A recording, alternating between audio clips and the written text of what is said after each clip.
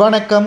தமிழக வெற்றிக் கழகத்தின் தலைவர் விஜய் அவர்களுக்கு தேடி வந்த அதிர்ஷ்டம். 2026 சட்டசபை தேர்தலில் விஜய் அவர்கள்தான் முதல்வர். கிட்டத்தட்ட மக்கள் மத்தியில் இதுவரைக்கும் திமுக, அதிமுக என்று இருவர்கள் மட்டும்தான் ஆட்சி அமைக்கக்கூடிய ஒரு சூழல் இருந்தது.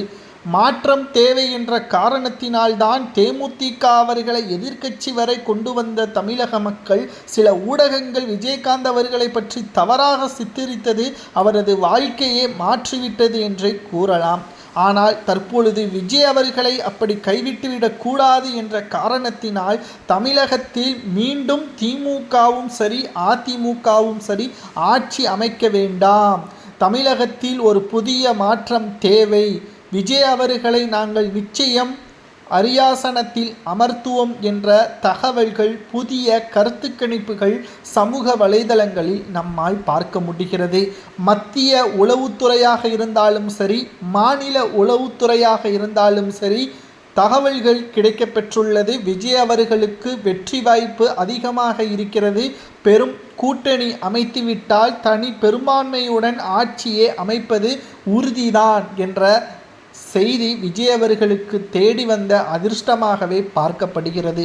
எம்ஜிஆர் அவர்களுக்கு பிறகு முதல் தேர்தல், ஒரே தேர்தலில் முதல்வராக கூடிய அந்த பெருமை நேரடியாக விஜய் அவர்களுக்கு வரும் என்ற தகவலும் நம்மால் உறுதியாக தெள்ளத் தெளிவாக கூற முடியும்.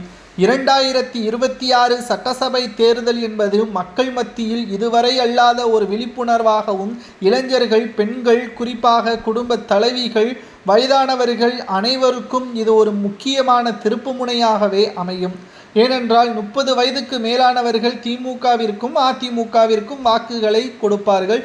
சிலர் தாவேகாவிற்கு செலுத்துவார்கள், நாம் தமிழருக்கும் செலுத்துவார்கள். ஆனால் 18 வயதில் இருந்து 26 வயதில் உள்ள 80% மக்கள் தமிழகத்தில் விஜய் அவர்களுக்குத்தான் ஓட்டுக்களை செலுத்துவார்கள் என்ற மத்திய உளவுத்துறை சொன்ன தகவல் தான் தற்பொழுது பேரதிர்ச்சியை திமுகவிற்கு ஏற்படுத்தியுள்ளது.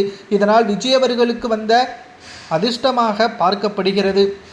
2026 சட்டசபை தேர்தலில் நிச்சயம் மிகப்பெரிய அளவிலான மாற்றம் தமிழக அரசியலில் ஏற்படும். திராவிட முன்னேற்ற கழகம் ஆட்சியே இழக்கும் என்ற தகவலும் தற்பொழுது கிடைக்கப்பெற்றுள்ளது.